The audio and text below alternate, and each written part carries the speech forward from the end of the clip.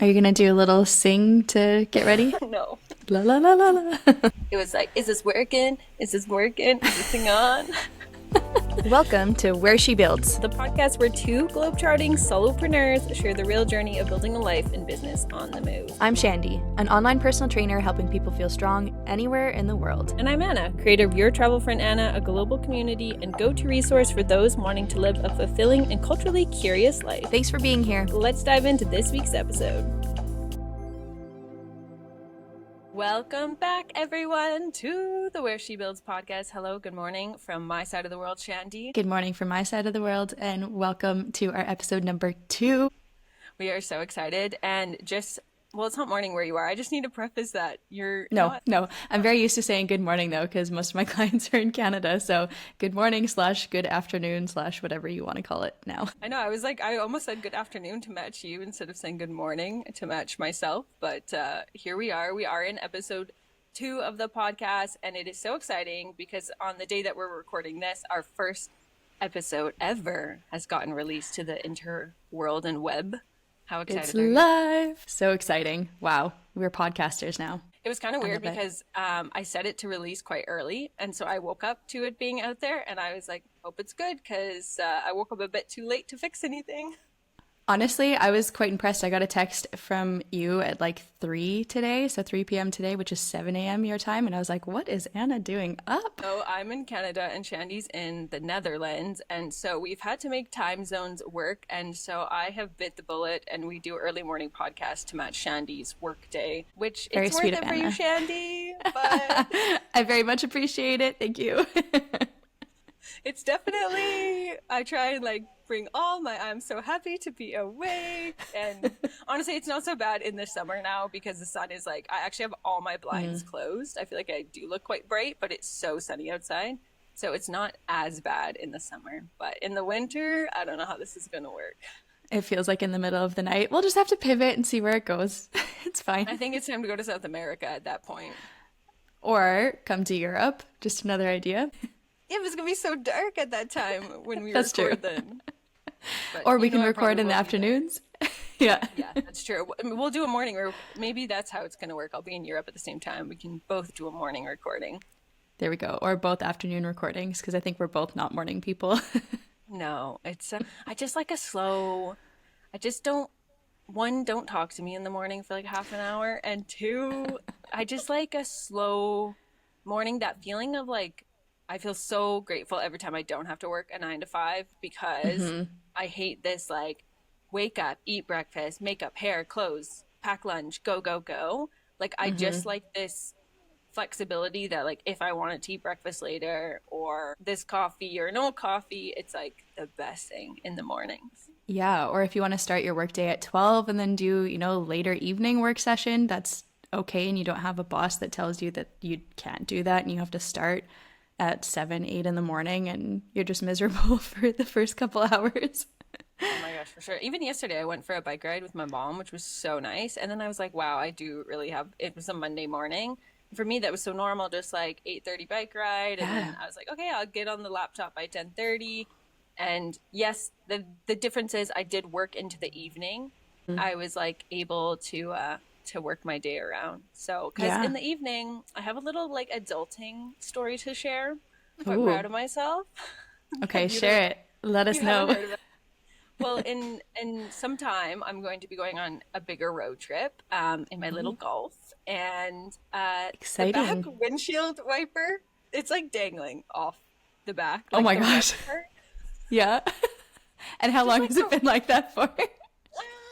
Honestly, probably a month. Just a hot minute. It's fine. So I was like, how do you fix that?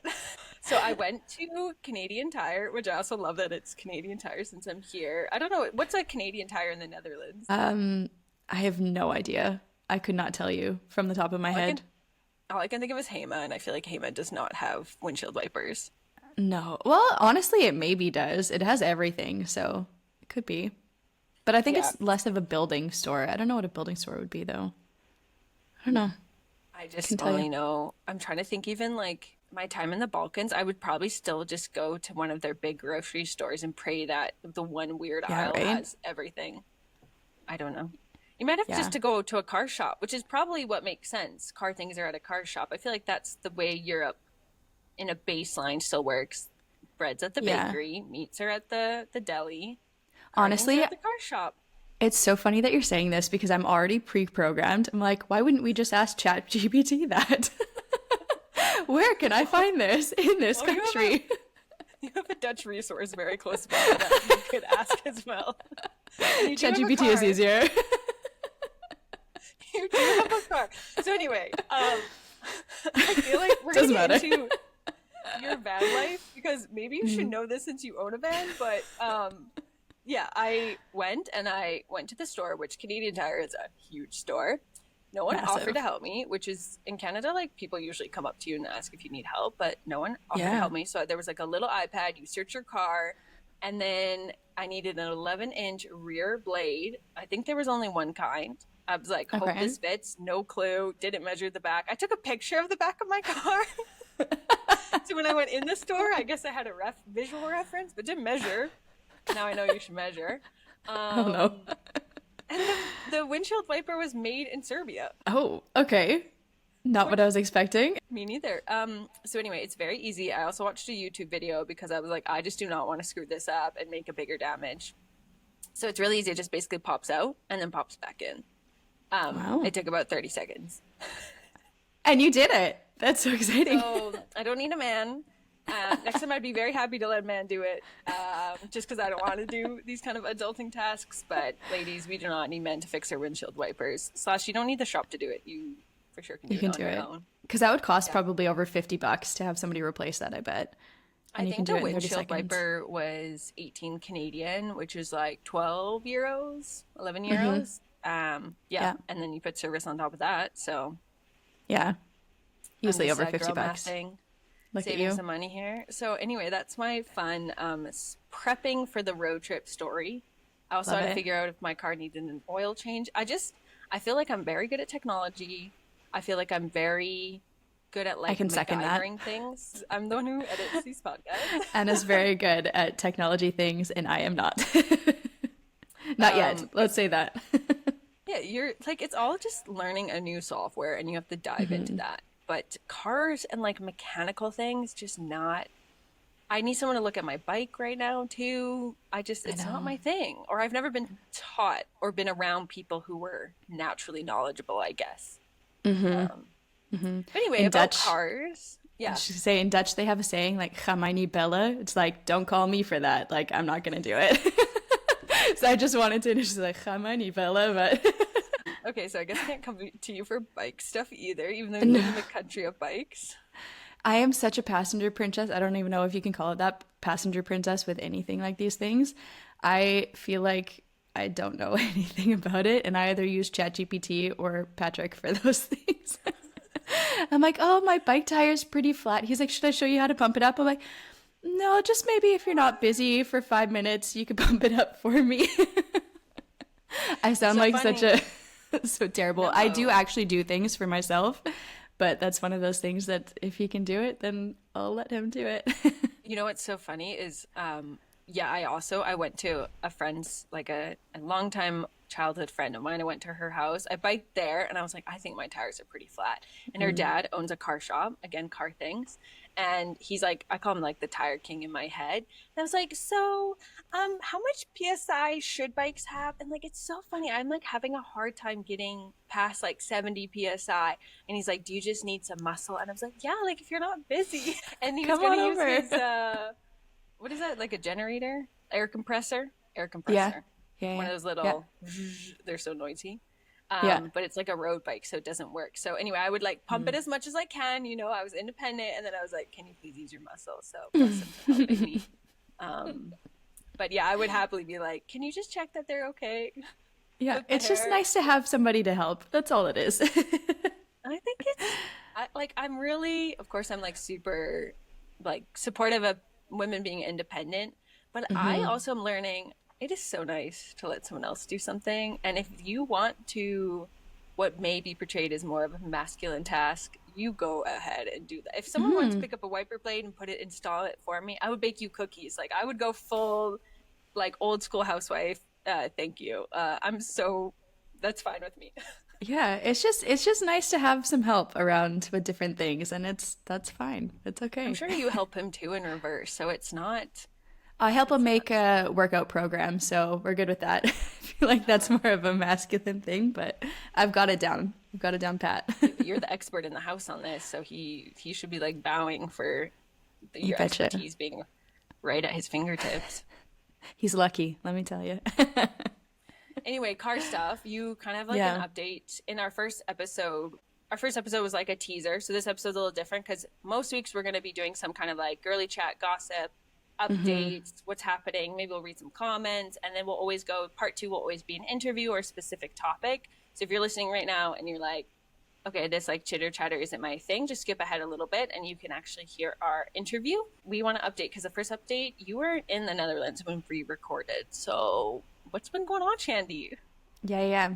So Pat and I decided to take a little trip, kind of an impromptu trip to Sweden with our van. A little bit of a backstory. We built our van, when was that? About 2020, 2021 kind of thing. And it was during COVID. We decided to just build a van and be able to travel that way. As many people did, not to like take away from your unique story. There's so many people. And honestly, that was the best part, was that there were so many, it was kind of like the boom of van life. And so there was so many YouTube videos and there were so many things. Like I would say that Pat is quite handy and I am relatively handy as well. Like my dad is really handy, so he kind of passed down those things for me. But honestly, the YouTube videos were the biggest thing that helped us. We just Googled YouTubed everything and we were able to build the entire van that way. So that was really helpful. But yeah, so we've had the van for years now and we lived in it for 3 years.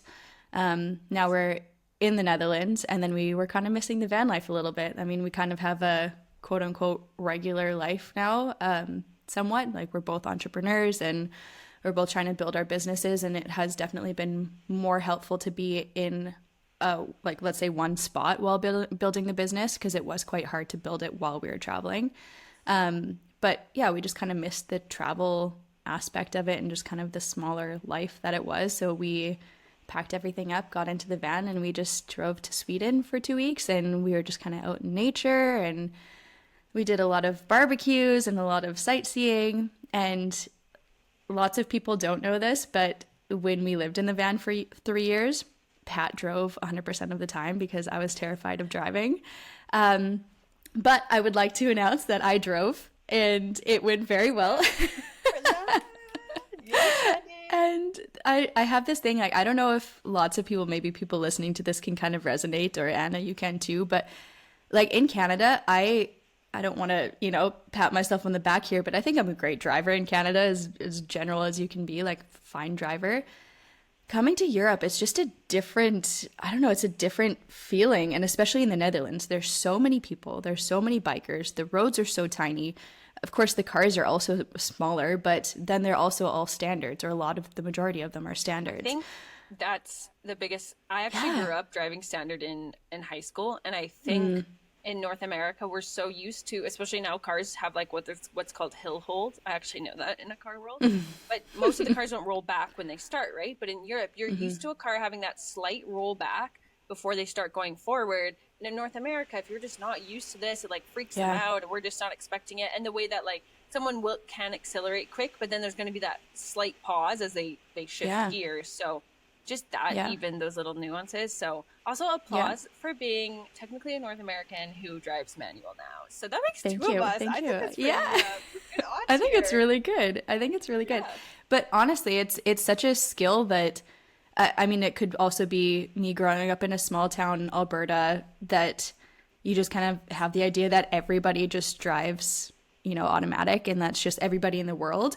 And then when I went to Europe and everybody was, well, not everybody, but a lot of people were driving stick, and I was just like, this is what? I thought that this was such an outdated thing, but so many people do it, and it's crazy here. Yeah. I do. I recently, like this past weekend, went to Medicine Hat, which people can just look on the map where it is, which isn't where you're from. But every time, like for the like quick, it was like we were there and home the same day. But while I was there, I was like, this is giving me Shandy's hometown energy. And yeah, there's like big trucks, big roads, tons of space. Yeah. I think there's tons of space. everyone follows the rules of the road and there's not really traffic. You didn't No. like in your training years, if you learned traffic in a different way, yeah, it's just different. Like Alberta is very much highways, it's fast speeds, but tons of space and long kilometers, where I do count my blessings that I drove a lot in Vancouver, which is barely going over 60 ever. It's so much traffic, tons of lane changing, lots of like swerving, but we're not going so fast. So it's just different. Exactly. And like, let's say where I went to school, so I went to school in Lethbridge and I come from Hannah, so it's about a 3-hour difference driving wise. And driving there, I think in total I took 3 turns for the 3 hours that I was driving. It was 3 turns, and it was straight. You maybe met 2 or 3 cars, maybe. Yeah, there's nothing. So coming from like, that, hey, it's like hey, flat, straight. Like it's so boring. Yeah, my grandpa has the saying that you see a lot and you see a little at the same time. Like you don't see anything. It's just the same thing over and over again, which I can really appreciate here too, honestly, or from when I'm here now, because in the Netherlands, everything is so tight and compact and very busy, and like I can appreciate that as well. But I do sometimes miss that openness and just kind of being alone. And now here you don't have that, I don't know, that solidarity, let's say. But yeah, it's a big difference. And I think you can also appreciate that being in Canada now, but also traveling around Europe, how actually big of a cultural difference it is living in each place. We're going to have a future episode about, like, I call it North American culture. It's definitely Canadian culture, which some of it like trickles into the US, or some Americans could relate to us. But we're going to have a future episode about obviously your experience living abroad more full time and just what we've noticed, and myself coming home from this bigger trip, just things I didn't think just what I noticed differently coming home this time. Yeah. Big culture shocks. And then also reverse culture shocks too, right? When you come back to Canada after a long trip and you're like, oh, I forgot that it was like this. Yeah. Yeah. It's like weird things you notice. And I'm like, people are nice, but also I'm like, people are too nice. Like, let's get to it. Let's make a decision. Let's move. Like, that is one thing. Yeah. I do appreciate for Dutch culture. The decisiveness. I'm like, can someone make a move here? Yeah. No, they're very direct here, and I can really appreciate it 99% of the time. Is there any kind of like spicy story you want to share from your Sweden, Denmark, or something that's like, just like, what's like the first memory that really peeks out of your head? Except the whole trip, I'm sure, was so gorgeous, but like something you didn't expect, or I just want like some inside scoop on what it was like. Honestly, I think the first thing that comes back to my mind is just getting back into the van life. And I think the number one question that we get all the time is, do we have a toilet? And I always have to explain. Yeah. Do you have a toilet? Because that's my issue. We do have a toilet. We save it. This might be TMI, but we save it for number ones only. Okay. Because we don't want to empty it. Yeah. So that was something that we always kind of, I mean, that's what we learned along the road, is that if we can go to the bathroom, we very much timed it, going to cafes and everything. And my favorite thing about Sweden is the culture, let's say, is that they have something that's called a fika. And it's just like every day, it's sometimes in different places, it's mandatory in workplaces as well. And it's just a coffee break with a little snack. And I can get behind that 100% of the time. I love me a coffee and I love me a cookie. In like, I think in German or Dutch. I always forget which one that is. I think German, maybe. I think it's German, cafe and kuchen time. Like, we're just, I love it. Stop and have a little sweet treat too. Exactly. But so we timed it with the fika time. You can use the bathroom, and then when you're driving, but honestly, the best part, we got stuck in a traffic jam in Hamburg in Germany when we were coming on the way back. And we were in the traffic jam for 2 hours, I think. And there's people that are getting out of the cars because they have to go to the bathroom, of course. And Pat's driving at that part of the trip. And I was like, oh, I really have to pee. And he's like, well, you can just go. And I was like, oh, yeah, I guess I can. So I just put up the little divider that we have between the driver's seat and the back. And then I just go pee in the middle of traffic. Pat turns up the music. And I'm like, okay, good. Let's continue. It was so great. It was perfect. No, that is the best. I think the one time I was in the RV, which I really want to do more van life, like it's definitely on the bucket list, somehow find the funds for it. But I think that's the best thing, just grabbing a snack, like everything you need is right there. if you don't get nauseous, you could work on the road while your partner drives. Yeah, just Exactly. the bathroom, like washing your hands if they're sticky, like having water Yeah. access. Nice, Yeah. nice. Yeah. Okay, It's so that's the amazing. memory is peeing on the Deutschbahn in Hamburg. The Great Autobahn, memories, sorry, right? the Autobahn, not the Honestly, Deutschbahn. yeah. Honestly, though, we do have like a fun travel tradition that I think is fun to share as well. We buy postcards from wherever we go, and then I write about that day on the postcard. So we have a stack. Oh, I had it over here, but I can show it later. We have like a stack of this many postcards, and they just have stories written on them from what we did that day and what we felt about that city or how we were feeling and everything. And it's such a fun thing to look back. So, anybody that's listening, if you are a big traveler or you want to get into traveling, 100% for me, that's the best memento to take home is just a nice little postcard that you write in instead of just buying, lots of people have those what are they called? Like the magnets and stuff, which is great. But then you have a fridge full of magnets. And then after a while, it gets a little bit like, I don't really want to look at these magnets. But these postcards are so cool. We're trying to figure out what we can do with them still. But it's You just can fun make to a read cool, back on a Friday night. Yeah. yeah. Yeah. I have a bulletin board. I don't think that big of a stack, but not every country I should have, but I do often write to my parents, and it Oh, is for nice. them, but then mom gave me them all back to put on my Oh, wall. that's so nice, Some of them were though. written to grandma. So yeah, I think it's cool like to also ship Nice. them and see how fast they come Yeah. because I once sent one from Siena in Italy. It took Mm-hmm. 8 months. I thought it was gone. And then all of a sudden all I had sent Wow. one to two of my grandmas at the time and my parents, and they all Yeah. arrived around the same time, but it took like 6 to 8 months. Yeah, I had that as well when I sent it to my grandparents. I can't remember where we were traveling, but it was during the van time, and it took. Oh no, it was in Mexico, so it was even before van life, and it arrived while we were in the van, so 2 years I think later, and we're like, I don't know how that didn't get lost, but my It's grandparents crazy. were like, "Are you in Mexico now?" They're like, I always date them too. I'm sure you do with this kind of daily thing. So Yeah, just putting the month and the year. Yeah. yeah, yeah, So yeah. super fun. I also So like fun. offer to send people postcards. So if someone like wants to get a I love that. postcard and like handwrite a note, it's been fun to send people around the world like Yeah, greetings from this place. Hope you're doing well. This is what I'm up to.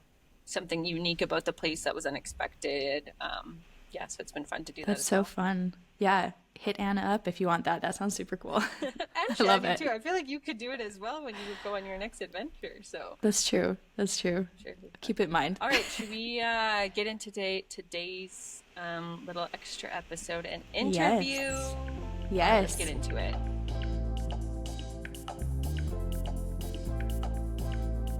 I'm so excited to introduce my co host and the yapper behind Where She Builds, Miss Anna Banana. Anna is a Canadian full time traveler, content creator, and digital nomad who's passionate about solo travel, experiencing local culture, and creating affordable trips. Her background comes from the performing arts, receiving a Bachelor of Fine Arts in dance, which led her into the world of administration, marketing, event coordination, and every component it takes to make the show happen. She's applied these skills with her clients alongside being the founder of Your Travel Friend, a community connecting international folks to fulfill the need of a go-to travel friend who possesses inside knowledge. So, Hello. welcome, Anna, my co-host and yapper. Welcome back to myself. No, it's so exciting to like dive into these first couple episodes where we wanted to get to let the audience know a bit more about us. So today I'm Yeah. in the hot seat, and next episode you will be in the hot seat, Shandy. Yes, you betcha. And I think it's really great to also get to know.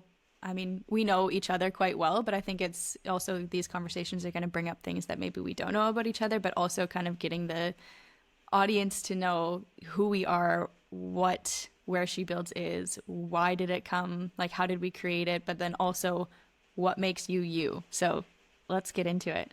Anna, Okay. tell me your life story. Oh my gosh. It's a Let's long life. Okay, let's hone in a little bit. What would you say that your life looked like before you started traveling, before you started your solopreneur business and the lifestyle that you have now? Oh my gosh, that feels so broad. And previous to travel was the COVID-19 pandemic. So that life also feels like a different chapter. But prior to the pandemic, maybe is where I'll go. I was living in Vancouver. I was running a dance studio at the time, alongside also being a fitness instructor, having freelance clients, some of which I still have today, and navigating living in a very expensive city. I was living on my own as well. I had a partner, I had a relationship at the time, and that life just felt so different. I felt like I was very much in the hustle culture. Because I didn't also work jobs that had like a higher salary. So I was always taking work whenever I could. If someone asked me to sub or to take on more work, I was like, yep, as long as I'm available, I would do it. And I felt like there was no work life balance. And also, I felt like I wasn't dreaming bigger. So I think kind of day to day living there and just trying to like make do. I lived a very comfortable, fun life. Like I really enjoyed myself, but it never felt like I was dreaming big, I would say. And I always knew I was kind of like maybe the black sheep a little bit and like wanting to do something bigger or unique or off the normal track. I just was like, "Ah, how do I do that thing?" And I knew there was something, but I wasn't sure how to like attack it or attach onto it and pursue it. Yeah. Um, So what so would thank the be pandemic for that change. so with the pandemic, was that the thing that really made you want to take the plunge into this lifestyle? Because there's so many people I think that are dreaming about this lifestyle, about traveling and everything, but it's so hard to get from a comfortable life that's, let's say, the regular 9 to 5 or the regular freelancing life that you had, and then to go into such a, let's say, the digital nomad life. That's a huge jump. So was there something that changed that made you want to take the plunge, or are you quite a risk taker already, or what was that thing No. that no? I call myself a calculated risk taker. So like you can surprise me, you can like no skydiving, but we can, if a friend's like, "Oh, let's do something adventurous." I just kind of need to know a couple things. Like I need to know what to wear, do I need to pack a lunch? And then I'm like down to jump into the adventure, but I like to know a few components to feel it's definitely like an anxiety control thing. I'm fully aware.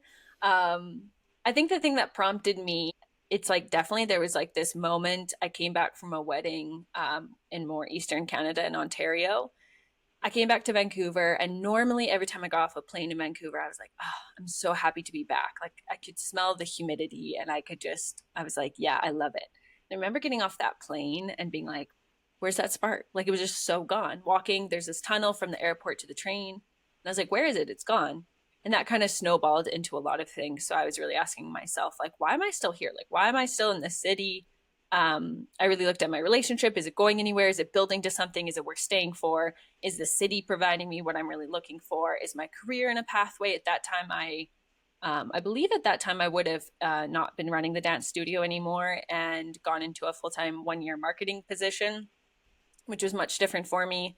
Still holding my freelance clients at the time. And I just thought, I think I'm done with Vancouver. It had only almost been at that time, would have been about 9 years fully living in Vancouver. And I just thought, there's something, yeah, like nothing's holding me here. And I think also not having any family there, I had no like deep roots there. I was like, why do I need to still be here? So then I started to look at, okay, where else would I live in Canada? And I think because of our winters, nothing really appealed to me to try and settle into, and just knowing the cost of living in Canada right now as well, my unique field of work. So then I thought, okay, I'm going to travel. And at that time, I didn't even know what a digital nomad was. Like I'd not had these kind of nomadic friends. So I said, okay, I told all my freelance clients, I think I'm going to travel for a little bit of time. Like, are you okay if I'm on a different time zone? It'll match your working hours. And they were all fine with it. So I knew I had income to start traveling.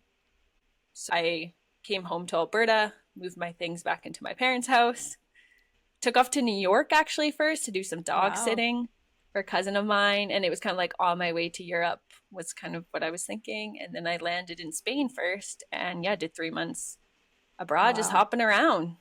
So how did you pick the place to go first? Because of course that's also, I mean, you made that decision to take the plunge to do it, but then how did you decide of all the places in the world to go first New York and then to Spain? I love Europe. I know I love Okay. Europe. I lived there as a kid for 3 years in the Netherlands. So obviously I love that you live in the Netherlands now. And I had been back in 2018 for a 3 week solo trip.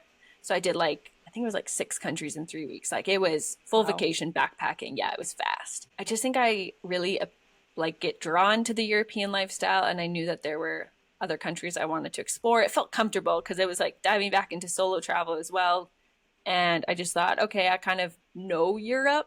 It doesn't feel like that big of a cultural shock. And I just kind of was like, I don't know what I'm doing, so let's go somewhere where I feel somewhat familiar. I have some connections, old friends, family friends. So yeah, this kind of diving into people. So I had never been to Spain except for the Canary Islands as a kid. Like, okay, it's time to explore Madrid and Barcelona, Valencia, and see what Spain's about. And then just slowly started to plan from there. And did you have any moments, let's say, while you were traveling, because you were still doing the freelancing at the same time, correct? Yeah. Did you have any moments of the time where, because you were going for 6 different countries in such a short amount of time, did you feel at any point like you were getting a bit burnt out? Or was there any, let's say, transition from that quick pace travel to what you were doing, let's say, currently, a little bit more of a couple months at a time in one place travel? Yeah. So to clarify, that 6 countries was in 2018 in 3 weeks. The time this 3 month journey was, I'd have to do the math, but probably around 6 countries too, but it was in 3 months. So it was slower than that first backpacking trip. I wouldn't say I was working what I'd qualify as full time now. I was like definitely more in exploratory time, but still like taking some meetings.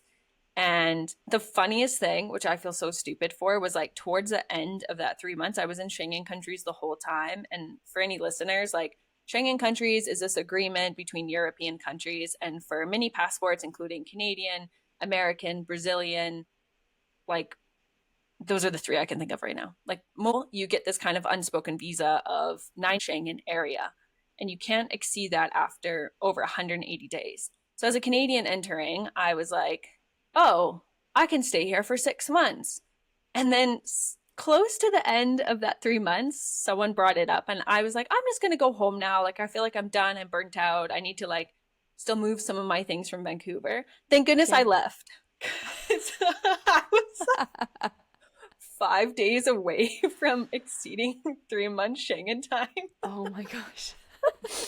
And you had no So idea. I don't know why I thought I had 6 months. Like, anyway, so stupid younger Anna never made that mistake again and has told all her friends since to But check it's one your of dates. those things. Yeah, it's one of those things that you don't, I mean, as a traveler, there's so many overhead things that you have to think about that, I mean, there's also been lots of times, let's say going into Southeast Asia, that you have to have a visa on arrival for Vietnam, for example. And if you don't think about it, you try to fly there, they don't let you, and then everything is done, you know? Like that's something that you also have to think on top of planning your trips and figuring out the visas, and also the changing of everything nowadays as well, that it could change overnight and you have to look at the visa requirements. So that's something, I don't think that's stupid at all. I think that's something that you really have to take into account, and that's, you have to think But about you're not it.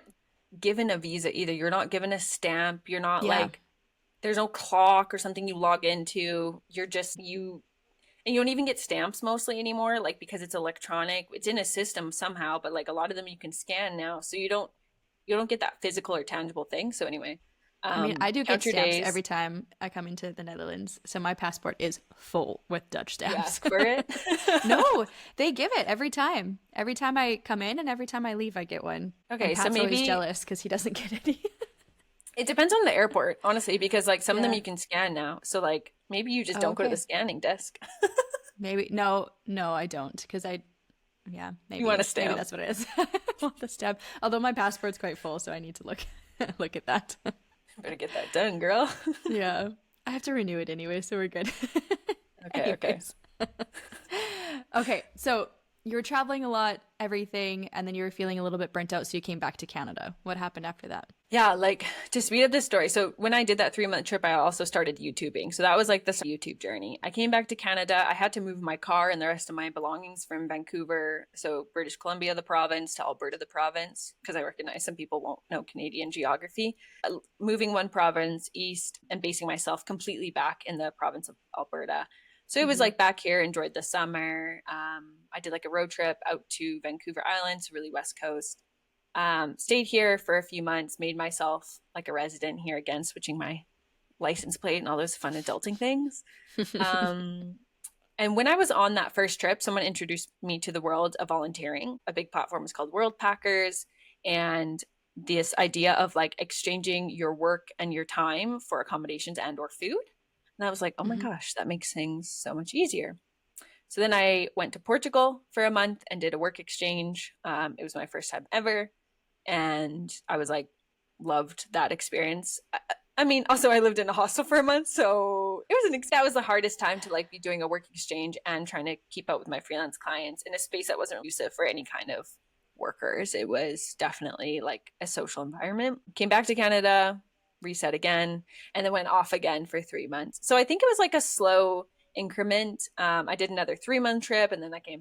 And then it was October 2023. I got invited to the conference where we met, which we dove into for episode 1. And so I knew in my head I wasn't going to book a return ticket. I don't think my family probably had an idea, but I was like, I don't know, I might go for like 3 months again. And it was 14 months. So A bit different than 3, but a little bit. I just kept going. I just kept going. And like, obviously, I got to meet you, and I just got to meet so many people that were in this longer term travel or kind of international experience. And that's when the whole digital nomad side of things really came into it. Because, yes, I think YouTubers or content creators aren't viewed as workers, I guess. And it's like, there is so much work behind the scenes. So you film, but like, you have to sit and be on your laptop and edit and produce and script. And so, yes, doing all that work on top of like freelance material and trying to make content creation and such. So, yeah. And then I yeah. put that title on digital nomad, and feels weird still sometimes because when you're stationary, Yeah. I'm not really nomadic, but right now it's You're okay. still nomadic, slower travel. And did you Yes. ever have, let's say, a shift in mindset between, because let's say with that regular 9 to 5 work, you have that, like you're basically just focused on work and maybe social life and everything outside of those times. But as a Mm-hmm. nomad, you kind of have to do everything all at once, right? Like you have to plan your own times of working. You have to, let's say, plan your social life on top of that. You have to plan your travels, of course. You have to plan your accommodation. You have to plan so many things that we take for granted as, let's say, stationary people. So, what was that shift of, let's say, balancing that work life of actually being able to sit on a beach versus sitting behind your computer at a cafe or at an Airbnb for 10 hours a day without moving? Like, what was that balance like for you? I can never just do 10-hour sittings. So, first of all, that just would never work. A blessing in disguise is during my whole career time in Vancouver, I never had one 9 to 5. So, I always had multiple projects, multiple income sources, the Mm, balancing of demands from different places or being in different places. And I think that skill set has really applied to the nomad lifestyle where I know I can do maybe maximum 4 hours of like a deep work session, and then I have to change my serenity or I have to get movement in or I just have to like change things up. So that was perfect time to go on a walking tour to explore the beach. And then like in the evenings as things get dark, also as a female solo traveler, like that's a great time to work again. Or when Canada finally wakes up, that was time for me to like dive back into work. So I think those skill sets applied over. Um, I think it's a lot anytime I would be with a friend or like meet new friends or kind of have any kind of companionship or partnership. It was so like, oh, this is nice. Like someone chose a place to eat for lunch. I didn't, and to eat yeah. with people. So I think when you're solo, there's so much decision making alongside being a solopreneur. So maybe like when I meet people and they're willing to take a lead, I like let them because I'm like, Yeah. please make a decision for me. And of course there's a lot of highs and lows in that lifestyle, right? Like what would you say is the highest of highs that you experienced while or during your travels? And of course you're still doing it. So what was the first thing that pops in your mind that was the highest of highs that you're like, this is the reason why I'm doing what I'm doing? I think anytime I get to connect, the time you get to meet someone and it feels like the best friend you've been missing all this time, if they're from a different culture and you're in a way different place, there's just this like natural spark of like I'm meant to be here type feeling. And if anyone's like religious or they feel like God has a plan or they feel like the spirits align them in a place, that sensation happens and you get this like meeting you. I was like of all places we would meet, I was ill the day before we met and here we are a year and a half later creating something together. Like I was like the serendipity is so crazy, and also I love serendipidade is the Portuguese word and I think it's so cute. So that like magic moment is like, fills my heart, and just don't feel I get that when I'm back in Canada as much because there's not as many international people staying here longer term. I don't blame them. And it's But more of that a like monotonous life, right? Not in a bad way per se, not at all, but it's just more of you're going through the motions kind of every day and things kind of blend together. Whereas when you're living that nomadic life of going place to place and meeting people all the time and then right, leaving, and you have that very fleeting relationship. And that's, yeah. I think, something that makes it the high of the high, right? Because you meet someone like you and I meeting, and it was an instant connection. I felt that it was just, oh, yeah, this is where we were supposed to be. And I'm a firm believer in everything happens for a reason. So I think it was Yeah. definitely a reason that we met, and now we're here starting this podcast. So I totally agree with you that that's also the high of the highs, that you get to experience those things that you wouldn't normally experience in our day to day lives that we had previously. And I think people are just so much more open for seeking that spark or that feeling because we're all you're meeting people who are already in this open place. You Yeah. know, if you enter, you join a soccer or a football team, depending what who's listening, soccer slash European football. You know, if you join this new soccer team, everyone's interested in soccer, so like you're Yeah. instantly going to connect with them. So meeting international travelers or digital nomads, there's this like instant connection of we're all traveling, we're all seeking new cultures and experiences, and that just like is such a weight off your shoulders. Whereas when I meet people here being in Canada, like I'm so interested in meeting them. But if they say they've been to Bosnia and Herzegovina, I'm like latched onto them like a leech. Like I'm like, wait, I can talk to you about the Mostar Bridge. Like there's just this other thing, but I also think it it gives us so many dopamine hits. So not only Mm-hmm. exploring a place and getting to see magical landscapes and history and rich food and tasting all these cultures, this is so incredible, but this constant dopamine hits. And I think it also, when you finally, even if you stay in a location for 1 month, I think we're seeking that dopamine hit daily. In my experience, I have been. And when you don't get the dopamine hit, for me, it definitely goes into like a more depressive time or just this feeling of like, oh, I'm not doing enough or guilting, or especially if I'm solo traveling. So I think I've learned as well, like living alone when I'm solo traveling is not the best thing because if I'm not getting the dopamine hit from social interactions or cultural interactions, I kind of feel this like dip. But if I even have like some passive roommates, it really helps me to just like level out. And then when you come back to whatever your base is, the dopamine hit slows down so much so, which is good because then you can go back to feeling that high because you've had time to like bring your nervous system down. I'm hoping I'm making sense with the circle. So like Yeah, I hope the next absolutely. experience I have can be magical because I haven't had one in a while. Yeah. Yeah, absolutely. Absolutely. So let's circle back to this again later. But so we have the lifestyle idea of how you came into the digital nomad lifestyle, but tell us what your business is. What do you do? What do you do for freelancing? What is your travel friend? Tell us. Let us know. This is so hard and changes week to week. So I define myself as having two businesses. I like to call them projects because although we're working on the big ball energy, to me they are like two sides of my brain. One is I work with small businesses and solopreneurs and I help them with project management, bookkeeping, logistics, organization. Some people call it a generalist. I think that term is a great skill set to have.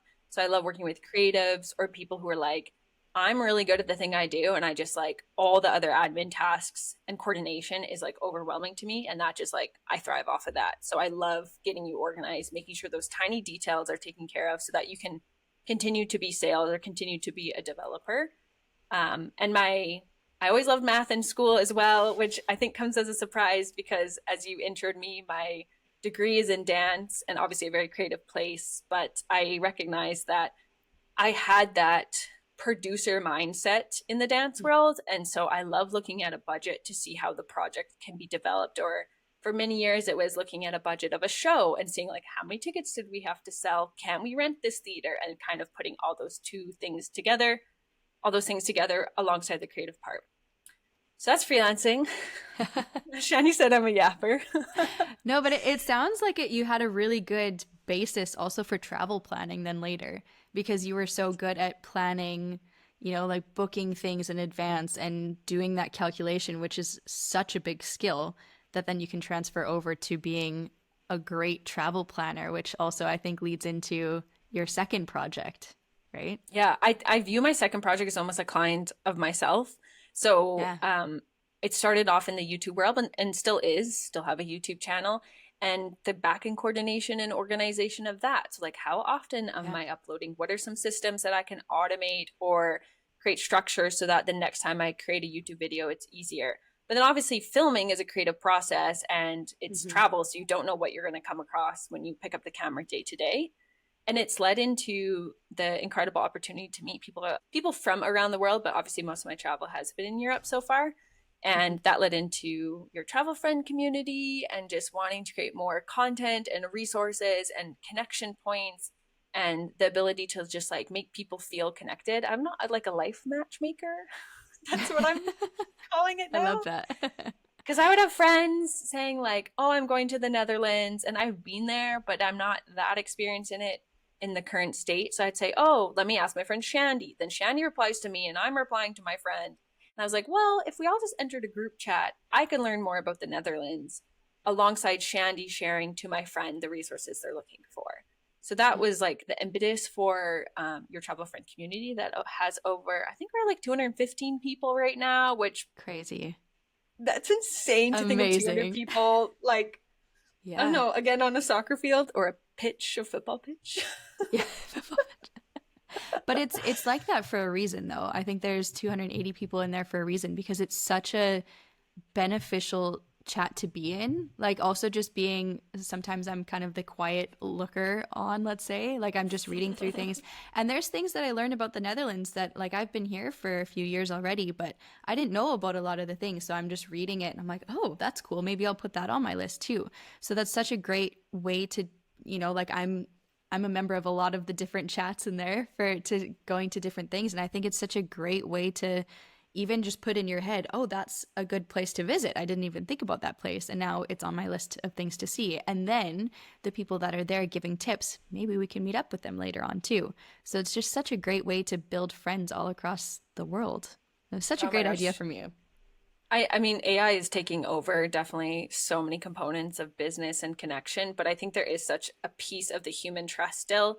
Yeah. And as you said, like when you see maybe another Dutch phone number or someone who's like, "I grew up in Holland or the Netherlands," and there's just that component. And I've had friends, I had one girl, she's Brazilian. I met her in Albania, and a guy I met in Serbia, but he's like Canadian, South African, but lives in Spain. But they met in Wow. Colombia. Like it's just so they met in Colombia. And then I had a friend I met in Montenegro, he's from the UK, and or two friends, they're both actually British and we met in the UK and then they rejoined. If it wasn't for like them posting both in the group, I'd be like, "You guys need to connect. You're both in Serbia right now." So then they had lunch together in Serbia. So those moments I'm Wow. just like, "Yo, this is cool." Like I'm so it fills my cup so strongly that people can have friendship anywhere in the world. I love that. I love that. You're bringing your yapping to a whole different level. I guess so. I like I love it. sometimes I definitely have the imposter syndrome of is there enough people in the community? But as you said, some people are very passive and they read and they just don't Yeah. engage, and some people are very active. Um, but I guess my yapping has been good enough to get 200 people in, so I'm trying to just be 100%. confident in that, and can't wait to Yeah. meet more Bring the people big and ball connect them. energy. It's definitely the theme of like our first chunk of episodes. I think so. I think so. Okay, so you have those two different projects that you've got going on. Where do you see them evolving, let's say, in the next couple years? Like you have your travel friend, which Oh. is such a big thing, and then also your other freelancing of being a little bit more on the planning side of things. Like how do you see them? Do you see them coming together? Do you see them going on separate paths? How do you see yourself in the next couple years with your businesses? I wish you were psychic and you could tell me. Well, by the time this episode comes out, it will be public that your travel friend is I'm hosting my first group trip and first time to gather people together in Montenegro, Whoa. October 2025. So you can check that out at Put it in your schedules. yourtravelfriendanna.com.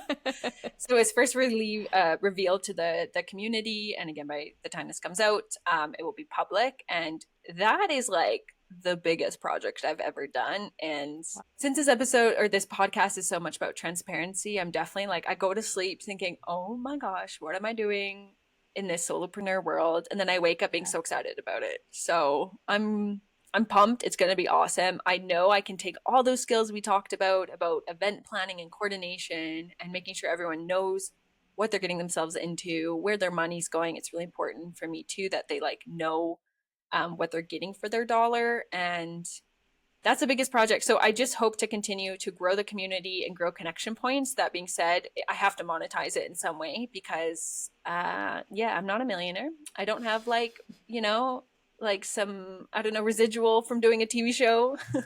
So my goal is to monetize it. It also creates this kind of safety wall so that if people are joining, they have to pay. And I think it creates this barrier of like making sure the right people are entering the community. Definitely. This podcast is one of the projects. And then I also host an online co-working club every Tuesday. It definitely was an impetus from me needing to be held accountable.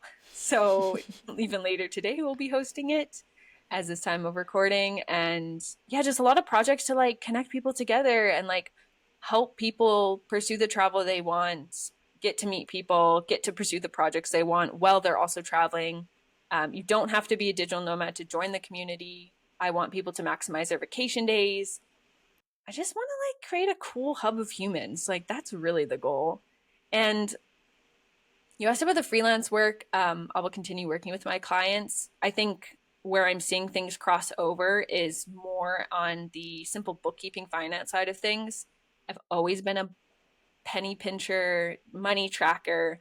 So I want to incorporate the travel and inside the community as well, offering people ways to like look at their money better. I'm by no means a financial planner investment person, but like really simple. Like, are you looking at your credit card bill? Like, do you know you have 5 subscriptions you don't need anymore post trip?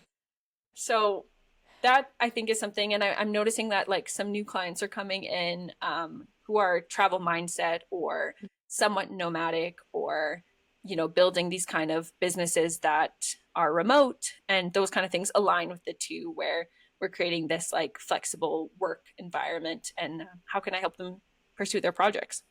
Yeah, yeah.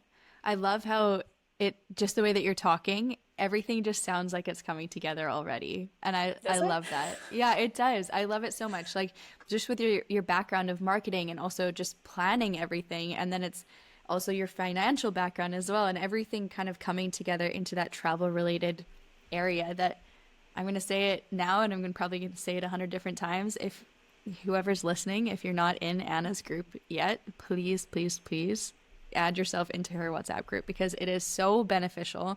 And I think it's such a great way to also just, like Anna said, create a cool group of people that are interested in the same things that you're interested in.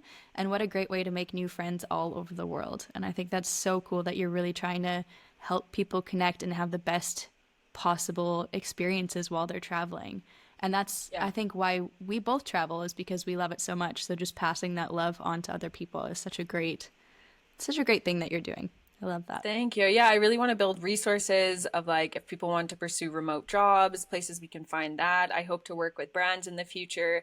It's kind of a combination with my content creation and YouTube channel, finding companies or brands that are awesome and that we can like offer exclusive deals or special things to the community to kind of like help people with their travel or like offer really awesome experiences. That as I monetize it, it gives me that kind of base of resources to start to add deals and special offerings. And we're getting into merch too. I just got to drop that in there because I was designing hoodies last night and I'm so excited. They're going to be funny and fun to wear. And I love it. yeah, I'm I so can't excited. wait. So I can't wait to have like this little your travel friend like hive around the world. It's going to be great. I It love is it so great. much. It's happening. It's just to make Yeah, it juicier, I guess. absolutely. And whoever's listening, you can't see it, but Anna has this big sparkle in her eye talking about this, and I love it so much. It gives me energy seeing how much energy she has. So I love it. You're bringing the big ball energy, you're bringing everything. You've got such a great business and ideas that you have.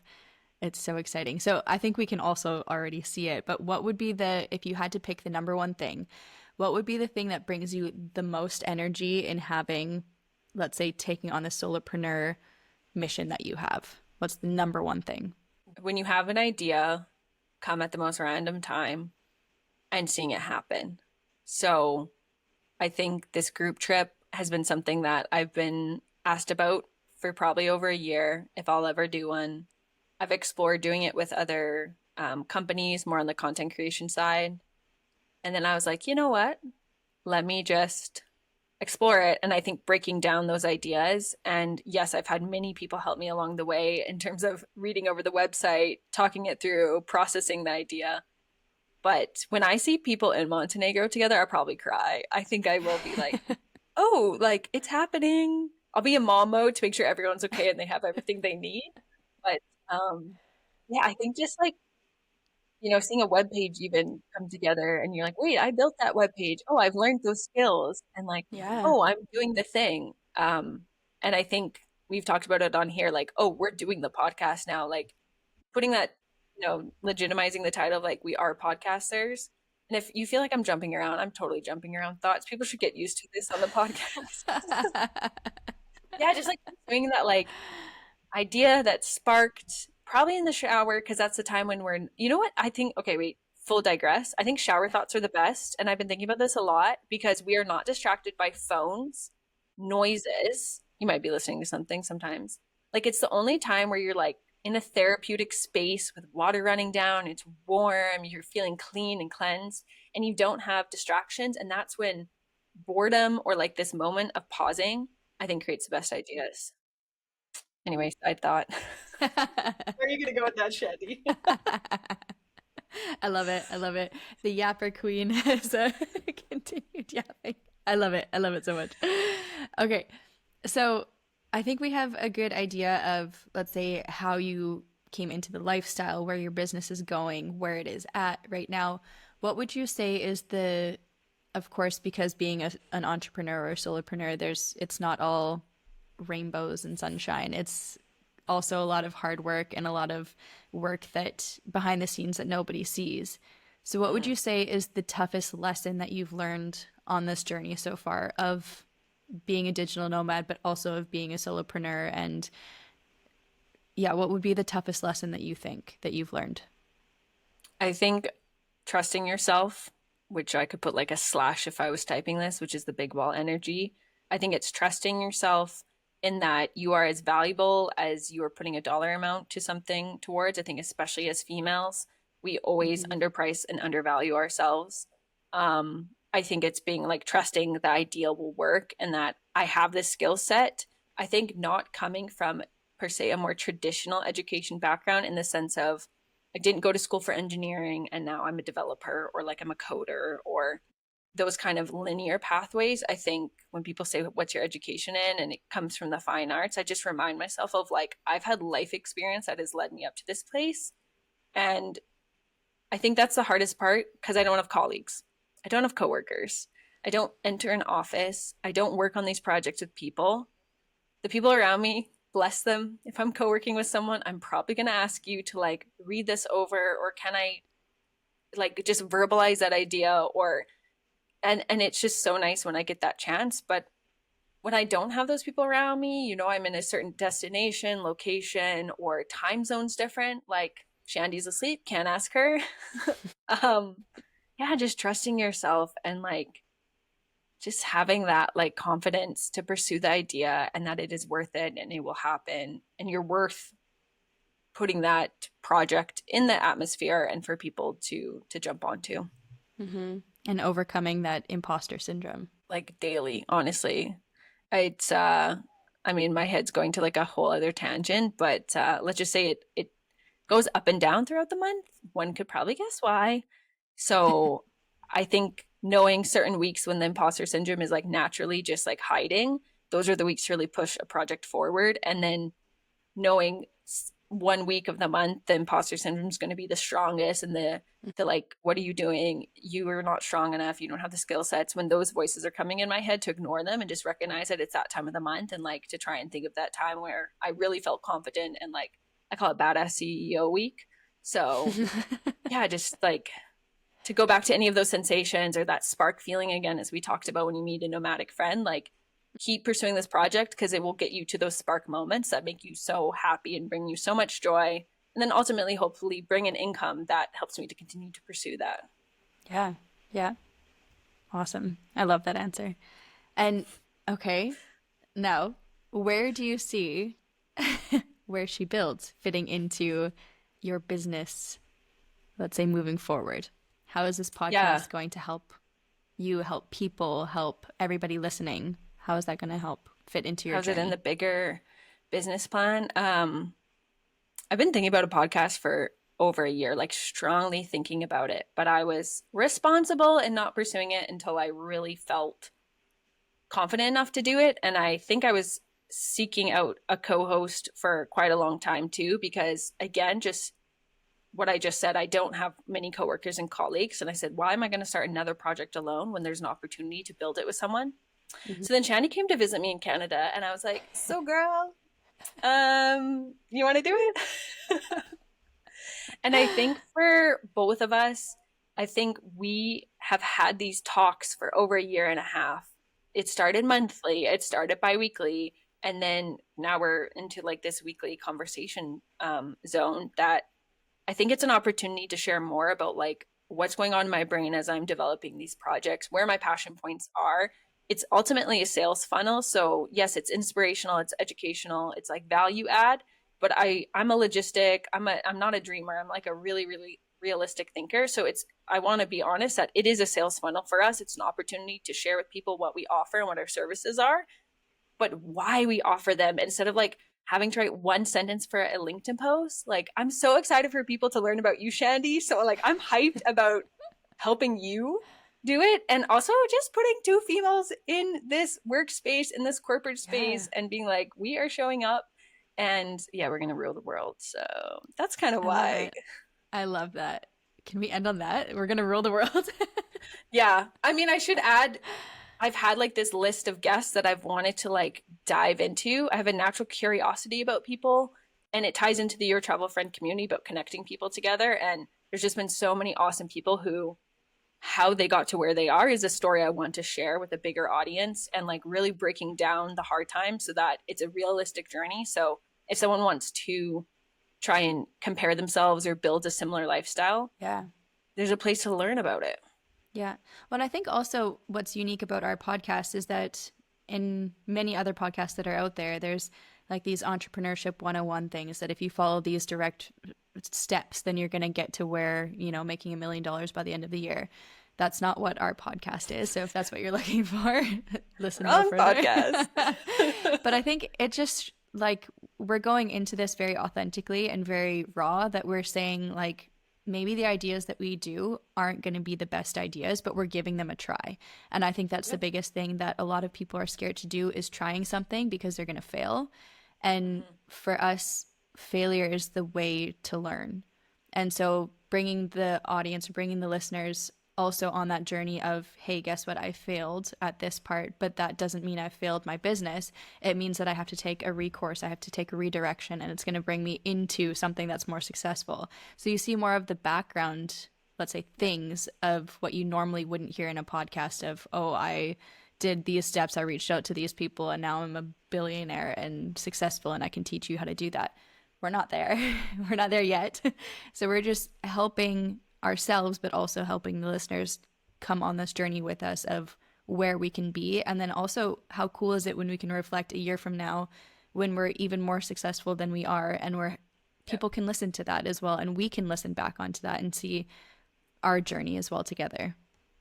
I echo everything you're saying, and I think it made me think of too defining like what success means for you. So if making $1 billion is success for you, I am like your cheerleader. I want you to get there. Again, not the podcast for you to be listening to get there, but defining like is success just having an income where you can travel, you can put some in savings for whatever that looks like. It doesn't need to be a home and a kids in your childhood town. It Mm-hmm. can be that you want to do an all-inclusive resort on the Maldives, full, wait staff on you and everything. Maybe that is success. Like you have gotten to a place in your business where you can afford that, or it's flying business class every time that you enter a new destination. So I think it's about like this entrepreneur journey of having this freedom of time. That's success to me as well. Having freedom to hang out with friends with a flexible schedule, being able to go for bike rides when I want to. Like, I think instead of making like, oh, I got to make 6 figures, I got to make 7 figures, taking away that like monetary success and adding some things about value, about personal core beliefs, and what you want to do. 100%. Yeah. Is there anything? I feel like this is the perfect time to end because I feel like that's exactly, it just encompasses everything of why we started what we're doing Yeah. and why we're doing it together, and just to show that female entrepreneurship can be as successful as anything else out there.